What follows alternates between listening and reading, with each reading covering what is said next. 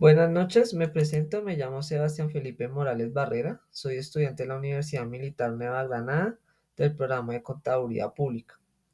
En este espacio, en Fundamentos de Economía, vamos a ir abordando todo lo relacionado a la economía internacional.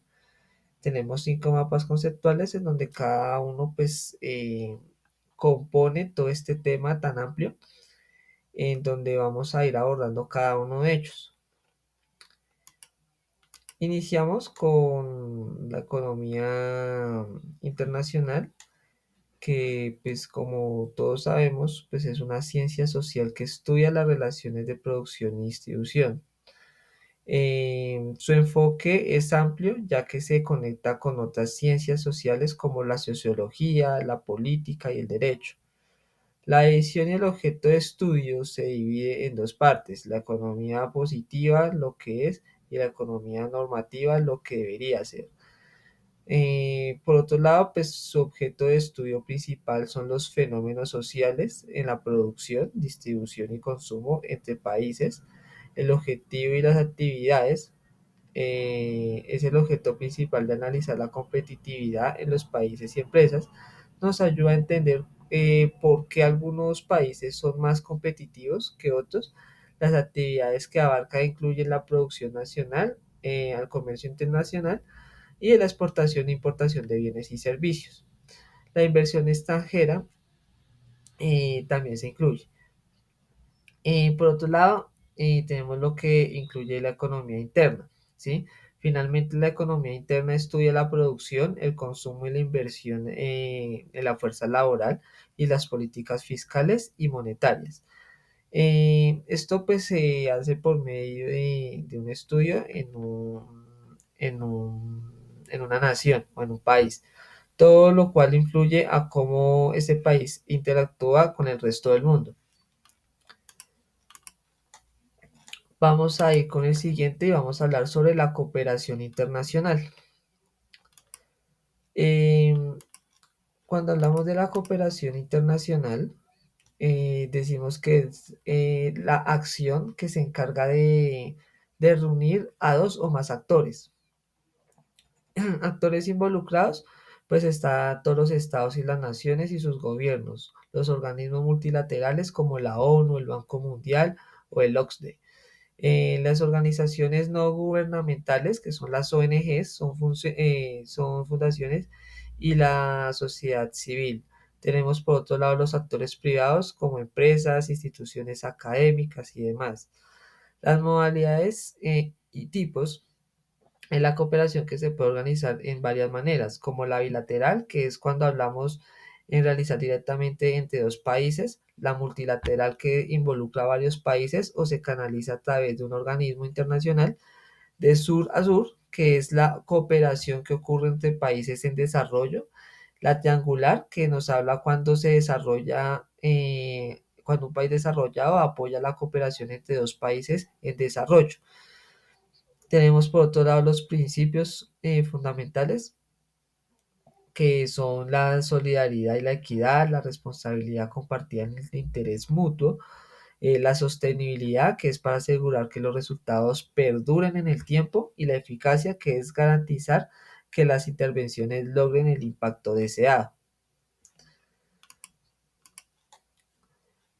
Vamos a hablar del siguiente componente, y es sobre la ventaja absoluta de la comparativa y la competitividad. Decimos eh, que es la ventaja absoluta es la capacidad de un país o agente para producir más cantidad de un bien utilizado a la misma cantidad de recursos que otro. Pues para producir la misma cantidad utilizando menos recursos. Eh, el punto clave se basa sobre el fundamental, la eficiencia y la productividad física en lo que se trata de ser lo más eficiente en la producción de algo. Tenemos la ventaja comparativa, que es la que se encarga o a la que se refiere a la capacidad de un país agente para producir un bien sacrificando menos recursos o renunciando a una menor cantidad de otros bienes. Este concepto está basado en el costo de oportunidad.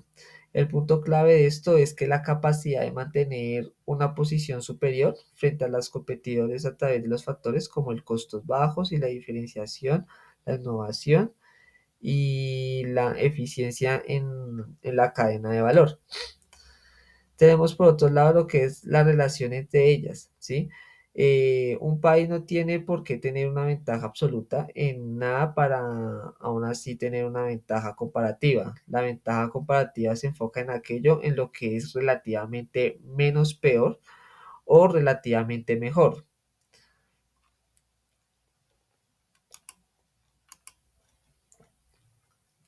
Aquí vamos a ir hablando sobre el siguiente componente donde nos habla en las figuras e instrumentos de comercio exterior.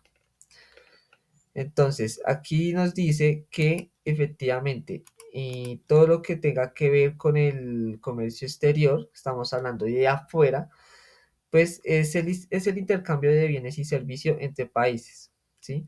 La figura de comercio exterior, pues tiene varios componentes y una es el exportador, que es la persona o empresa que vende bienes o servicios a otro país. El exportador, que es la persona o empresa que compra bienes o servicios desde otro país, que se utiliza el pago y gestiona los trámites de la aduana. El agente de aduanas, pues es un intercambio autorizado que facilita el despacho de las mercancías. El transportista internacional, que es la empresa encargada de trasladar físicamente la mercancía de un país a otro. Y las entidades gubernamentales, que son todas las que regulan y controlan el comercio exterior a través de las licencias y certificaciones en ciertos documentos. Las organizaciones como la Organización Mundial del Comercio, la OMC, promueven el comercio más libre.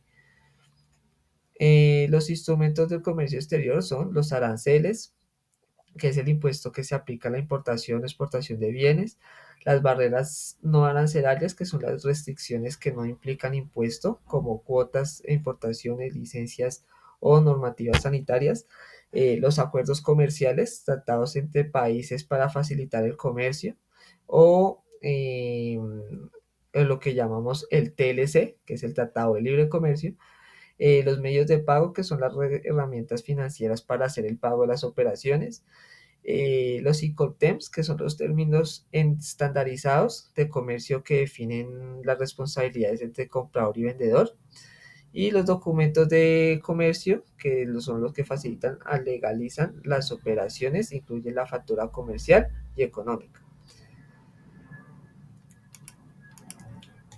Y por último vamos a estar hablando sobre los instrumentos para el seguimiento del comercio exterior.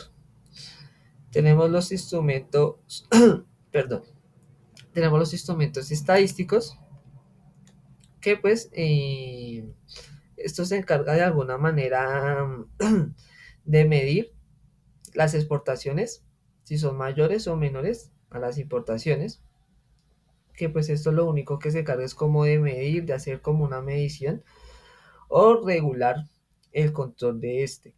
Entonces decimos que los instrumentos documentales, pues es la factura comercial, los conocimientos de embarque, que es la prueba de contrato de transporte y el envío, la certificación de origen, que indica el país donde se fabricó el producto, y la lista de empaque, que detalla el contenido del envío.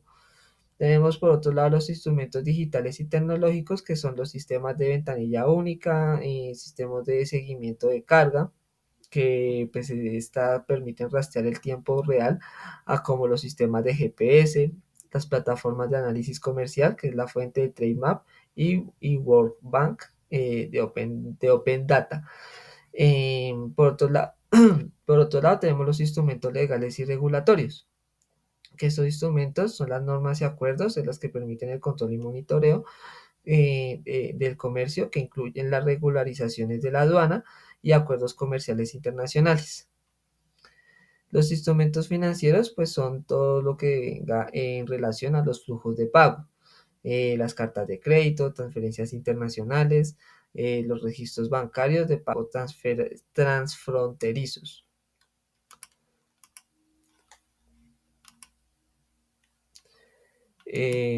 Aquí por último, pues quiero agradecer por el espacio. Una de las conclusiones con las que yo me quedo con con esta exposición es de que la economía internacional permite entender cómo las relaciones entre los países a través del comercio se van enlazando más fuerte, ¿sí? Cada día pues se va viendo gran vinculación a nivel nacional e internacional, pues que las teorías de comercio también explican el por qué y cómo se intercambian los bienes y servicios, la competitividad global que depende de las ventajas de cada país que puede desarrollar y sostener. Pues esto también se hace con el objetivo de mirar que nosotros podemos también tomar decisiones en un mundo más globalizado, teniendo en cuenta todos estos parámetros que acabamos de hablar. Así que agradezco mucho el espacio y nos veremos en un próximo video.